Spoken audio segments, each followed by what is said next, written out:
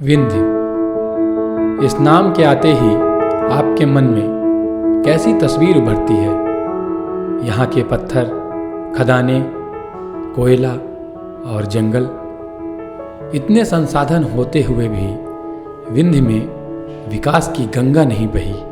इसकी बड़ी वजह यहाँ के किसानों का विकास ना होना भी रहा है। हालांकि यहाँ नदियों की भी कमी नहीं है, लेकिन नहरों का जाल वैसा नहीं है जैसा मालवा या मध्य भारत में है।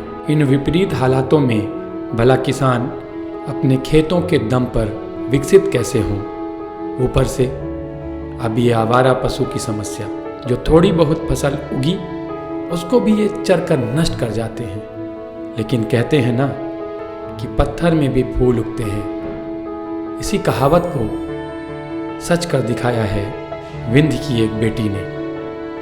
डिम्पल विंध्य की मिट्टी में उगे गुलाब की खुशबू पूरे देश तक पहुंचा रही हैं। डिम्पल ने गुलाब की खेती के लिए पॉली हाउस तकनीक का उपयोग किया है। उनका यह स्टार्टअप रीवा जिले के सिरमौर तहसील में है। पहले तो हमने गुलाब को पुणे से मंगवाया, वहाँ से ऑर्डर किए।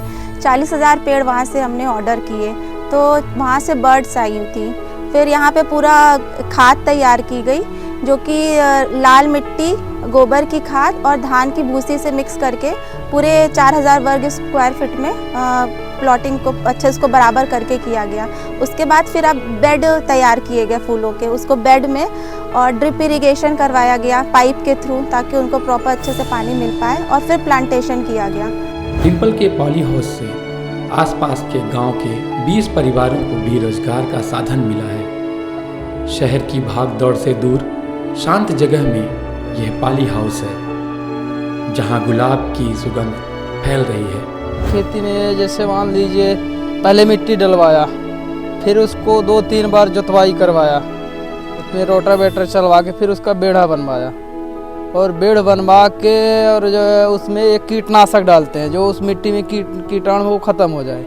उसके बाद कीटनाशक डालने के बाद 24 घंटे के लिए पॉली हाउस को पैक कर देते हैं, और 24 घंटे बाद ओपन करेंगे। फिर इसके बाद जब अपना प्लांट आ जाएगा, प्लांट सही ढंग से तैयार है, तो उसको 6 इंच की दूरी पे, एक पौधे की दूरी 6 इंच की, 6 इंच पे उसको हम लोग प्लांटेशन करते हैं। 3 महीने तक उसको प्लांट को तैयार करना पड़ता है, जब तक उसमें पत्ता ज़्यादा से ज़्यादा उसमें पत्ता तैयार हो।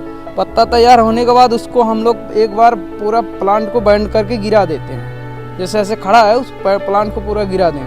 जो उसको गिराने के बाद उसमें 15 दिन में स्प्राउट आएगा, और जब वो पतला बैंड करेंगे, जब स्प्राउट आएगा तो तगड़ा स्ट्रॉन्ग आएगा। उसमें बेसल जो आएंगे 4, 5, 3 हर पौधे में ऐसा करके 4, 5 बेसल, 3 बेसल फांदा आएगा।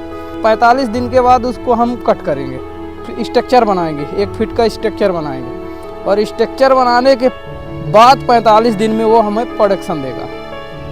तो वो प्रोडक्शन हमारा फिर सप्लाई के लिए तैयार हो जाता है। डिम्पल भी विंध्य के दूसरे युवाओं की तरह MBA करके नौकरी करने का सपना देख रही थी, जिसके लिए उन्हें रीवा से बाहर रहना पड़ रहा था।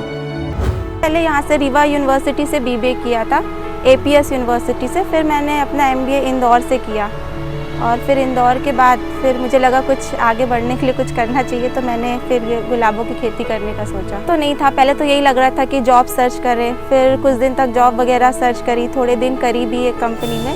फिर उसके बाद मुझे लगा कि अब मज़ा नहीं आ रहा था, तो फिर कुछ अलग करने के उसमें फिर हमने गुलाब की खेती का सोचा। डिम्पल को किसी काम से रीवा आना हुआ, और उद्यानिकी विभाग के अधिकारियों से बात करने पर उन्हें पॉली हाउस योजना की जानकारी मिली। पॉली हाउस लगाने के लिए उद्यानिकी विभाग से उनका 33.76 लाख रुपए का ऋण स्वीकृत हो गया। इस ऋण पर उन्हें 16.18 लाख रुपए की सब्सिडी भी मिली। अब डिम्पल अपने पॉली हाउस में तैयार एक गुलाब को 20 रुपए का बेचती हैं। 1 एकड़ में 40,000 वर्ग फुट में, ये भी बढ़िया चल रहा है मेरा। ये करीब 1 लाख रुपये पर मंथ मेरी कमाई हो रही इससे।